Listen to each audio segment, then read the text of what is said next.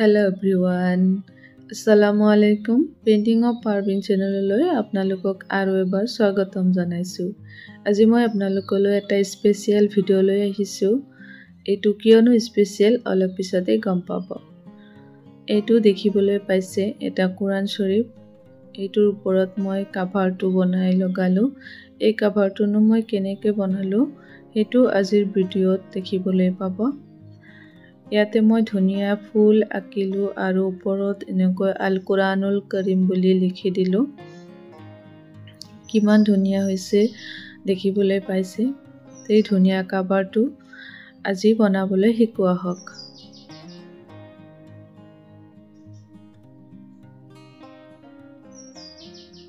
একেবাৰে সহজ পদ্ধতিৰে বনাইছো। কোনো শেড নাই, অকল সৰু সৰু ফুল দিছো আৰু ইয়াতে কালাৰ ভৰাই দিছো। আহক তেনেহলে আঁকিবলৈ আৰম্ভ কৰো। ইয়াতে মই কালাৰখিনি প্ৰথমে আপোনালোকক দেখুৱাই দিছো। ইয়াতে মই 4টা কালাৰ লৈছো। এইটো মেৰুন কালাৰ, এইটো হৈছে ডাৰ্ক গ্ৰীন আৰু এইটো হৈছে গোল্ডেন ইয়েলো। এই 3টা কালাৰ আৰু এটা হৈছে এইটো 3D আউটলাইনাৰ বুলি কয়। এইটো ফুলৰ পাতৰ কাষেদি দিয়ে আৰু এইটো শাইন কৰে। এতিয়া হওক ফুলবিলাক আগতে আঁকি লওঁ। ফুলত মই মেৰুন কালাৰটো দিছো। বগাৰ মাজত মেৰুন কালাৰটো খুবেই ধুনীয়া লাগিছে। মেৰুন কালাৰেৰে প্ৰথমে মই গোটেই কেইটা ফুল আঁকি লম আৰু একেবাৰে সহজ ধৰণৰ ফুল দিছো। কোনো শেড নাই ইয়াত। যিকোনো মানুহে যিসকলে প্ৰথমে কৰিবলৈ লৈছে তেওঁলোকেও কৰিব পাৰিব।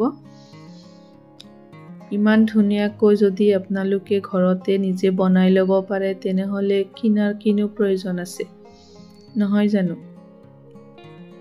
অলপ কষ্ট কৰিলেই হৈ যাব। আৰু যদি নিজে চিলাই কৰিব জানে তেনেহলে কভাৰটো নিজে বনাই ল'ব। মই এইটো কটন বগা কাপোৰেৰে কভাৰটো বনাই ললো। মাত্ৰ 10 মিনিট সময় লাগে এটা কভাৰ বনাবলৈ।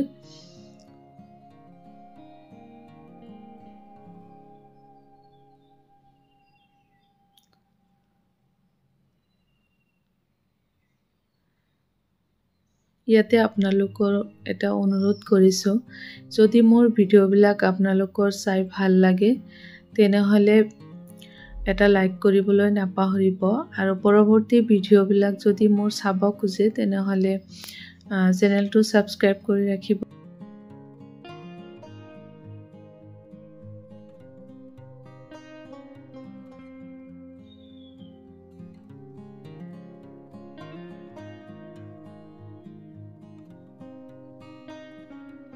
আৰু এখানে একটা কথা বলে রাখি, আমি এই ভিডিওর ল্যাঙ্গুয়েজটা অ্যাসামিস রেখেছি, কিন্তু যারা বাংলাতে কমেন্ট করতে চান বা বাংলা ভাষী মানুষ আছেন তারা আমাকে বাংলাতে কমেন্ট করতে পারেন। আমি আপনাদের কমেন্টের রিপ্লাই দিয়ে দিব বাংলাতে। আমি বাংলা ভাষাও জানি। আমি ভিডিওর মাঝে দেখেছি আমার ভিডিওগুলো বেশিরভাগ বাংলাদেশের মানুষে বেশি দেখে। তো আপনারা যদি আমার ভিডিওর কিছু জানতে চান তাহলে বাংলাতে কমেন্ট করতে পারেন।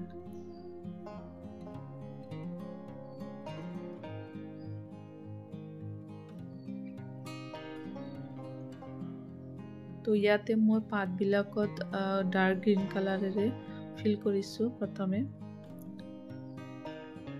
সৰু সৰু পাত দিছো, দেখিবলৈ ভাল লাগিছে।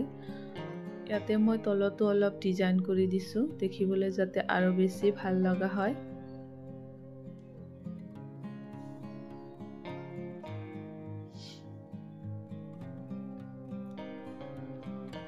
মোৰ সম্পূৰ্ণ পাতৰ কালাৰবিলাক কৰা হৈ গ'ল। এতিয়া ফুলৰ মাজত মই গোল্ডেন কালাৰটো দি দিছো। তাৰপিছত মই এতিয়া 3D আউটলাইনাৰেৰে ফুলৰ পাহিবিলাকৰ চাৰিওকাষে দি বৰ্ডাৰৰ নিচিনা কৰি দিম।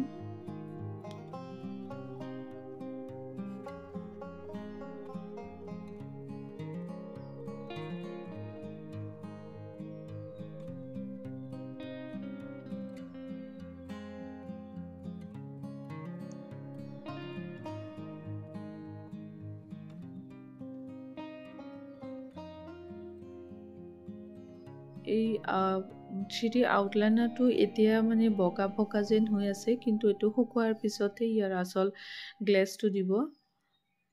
এতিয়া যিহেতু শুকোৱা নাই সেইকাৰণে মানে এইটো বগা যেন দেখা গৈছে। আৰু এইটো মই আজি প্ৰথম ইউজ কৰিছোঁ, ইয়াৰ আগতে মই 3D আউটলাইনাৰ ইউজ কৰা নাছিলোঁ। এইটো চাওক, শুকোৱাৰ পিছত এইটো ইয়াৰ আচল গ্লেজটো ওলাইছে, কিমান ধুনীয়া লাগিছে। আৰু ইয়াৰ ওপৰত যিটো মই আল কুৰানুল কৰিম বুলি লিখিলোঁ, এইটো মই অফ কেমেৰাতে লিখিলোঁ, কাৰণ মই প্ৰথম লিখিলোঁ তো ভাবিলোঁ মানে কেনেকুৱা বা হয় অলপ, সেইকাৰণে মই ভিডিঅ' নকৰিলোঁ, এনেকৈ কৰি দিলোঁ। কিমান ধুনীয়া লাগিছে শুকোৱাৰ পিছত, শ্বাইন কৰি আছে। এতিয়া মই কাভাৰটো কুৰান শ্বৰীফৰ ভিতৰত সোমাই আপোনালোকক দেখুৱাইছোঁ এইটো কেনেকৈ সোমাব। প্ৰথমে এটা ছাইডটো এনেকৈ সোমাই দিব, তাৰপিছত এইটো উল্টাকৈ ল'ব, উল্টাকৈ লৈ পেলাই তাৰপিছত এনেকৈ সেইটো ছাইডো ভৰাই ল'ব, তেনেহ'লে হৈ যাব।